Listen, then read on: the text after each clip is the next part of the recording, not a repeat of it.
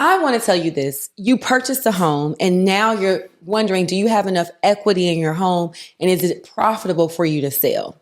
So go ahead and grab your pen, grab your pad, get your notepad out. Let's talk about it. You are now a first-time home seller. Congratulations, you purchased a house and now you're in a position to make a substantial profit by selling that property. The first thing you want to do is get you an estimate of the value of your home. We call that an equity letter. In our world, from a real estate perspective, your previous real estate agent can provide you an equity letter.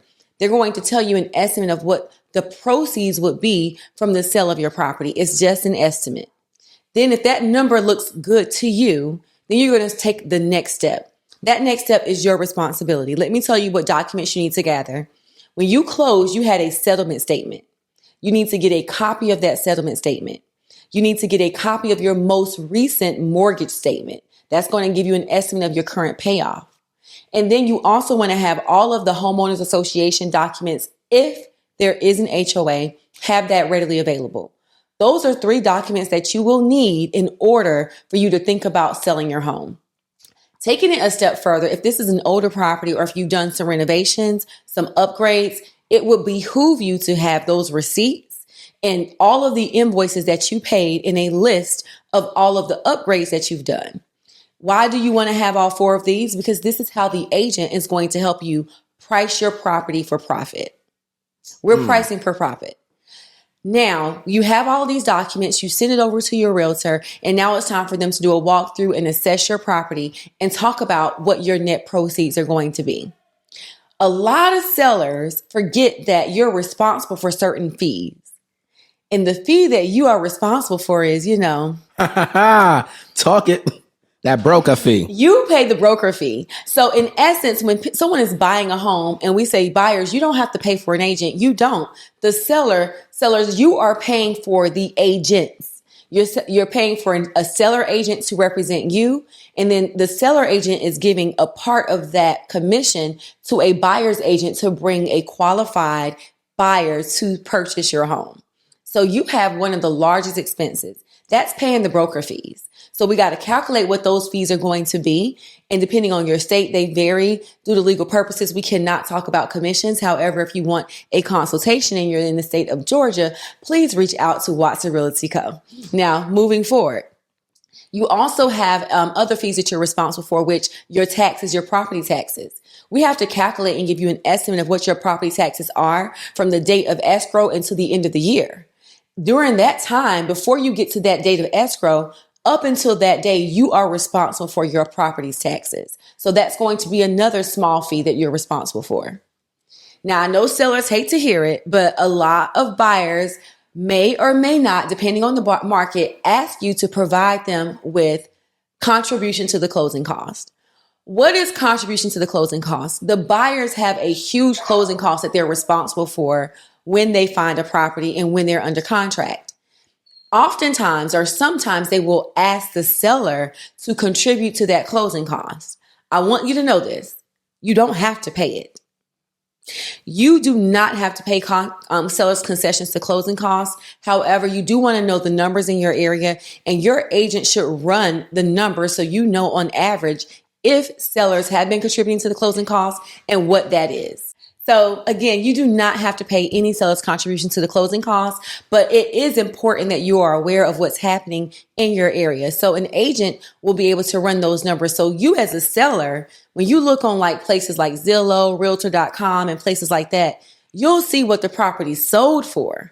But you don't have access to if your neighboring property contributed to the closing costs. And you want to know that because this takes away from your net proceeds. So if in your area, everybody has contributed, let's say $8,000 towards the closing costs, that means that the area is justifying the expense. And you want to calculate that into your net proceeds sheet so you can account it and decide what your profits will be. Okay. Because we're really calculating just for profit.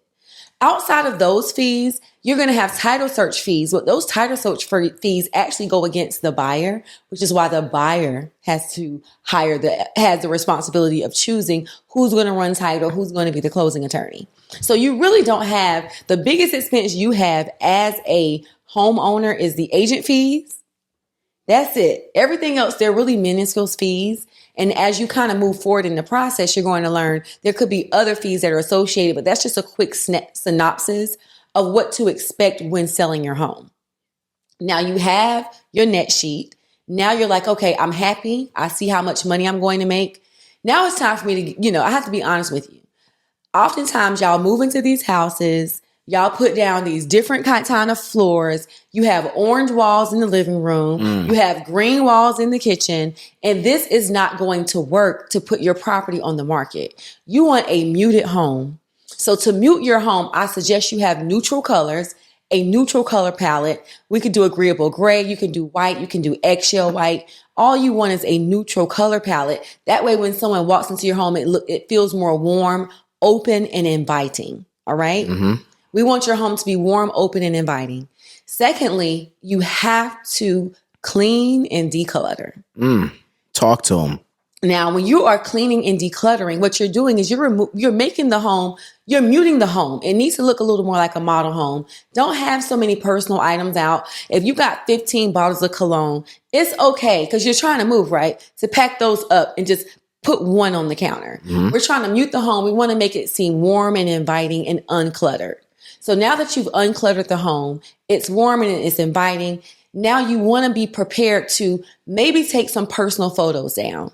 I always tell my seller, so if you're looking to sell your home, I don't think you should, if I walk in your house and the first thing I see is a huge picture of you, that might not be the best photo. And I do feel like it's great just to kind of remove all your personal photos. You have strangers walking into your home. You have people coming in to sell your property. So remove the personal photos, put them up because again, you're ready to sell. Let's not forget, you're selling for profit here. Yeah. So now that you've done that, the rooms are neat. And I don't tell people to have it perfect because I'm not asking you to have it perfect, but just have it neat, have it decluttered, have it clean, and have a neutral palette. Have it smelling good. Smelling good is on the top of the list. Especially if you have pets. We're putting plugins everywhere. Plugins and lighting candles. You want the home to smell good because buying a property is a feeling. Yeah. 100%. And so when people walk in, they want to feel good. They want to feel like this property is giving them those vibes so they can purchase it. So those are small things that you can do as a home seller. Your agent has a whole nother job. Yeah, 100%. Your job is very easy once you decide who your agent is, but ask the right questions because I always hear all my agent did was put a sign in the yard and I never heard from them. That is not what you should get from an agent. You should have a custom marketing plan. They should tell you what your launch plan is. I call mine a launch plan. So your launch plan that I put together is from the date that you tell me you have done everything you said you were going to do, that I recommended, and I FaceTime you to make sure you did it, which is declutter and clean the home and neutralize the property. Now we get started with that next step. My launch plan normally includes professional video, professional photos, and an open house. Why an open house? I want an open house even if we have a high demand for the property. And depending on the price, I want to do a broker's open. The name of the game is to put as many eyes on your property as possible. And although there's this thing is if it's somebody's listing, they don't want other people listing it. The great advantage that I have is I tell other agents, if you see any of my listings on the multiple listing service, on social media, do me a favor and post it to your audience. Yeah. I'm trying to get it sold. You just follow the rules of your multiple listing service, but I want your property to get maximum exposure. Then we also send out newsletters. So you're part of the newsletter announcing your new listing to our database. Have a database of over 25,000 people. So now you got your newsletter sent out, and then we send out postcards. Your postcard is letting the people within a radius of your neighborhood know this house is now on the market and we're having an open house on this day. So that is part of a launch plan. You want to make sure you know what the launch plan is. Yeah. So you don't feel so bad, or if the property is not moving or if it doesn't sell, you're looking at your agent like all they did was put a sign in my yard, right? Some properties sell quicker than others, but education of your market and having a launch plan is a key for you to be involved in the selling process.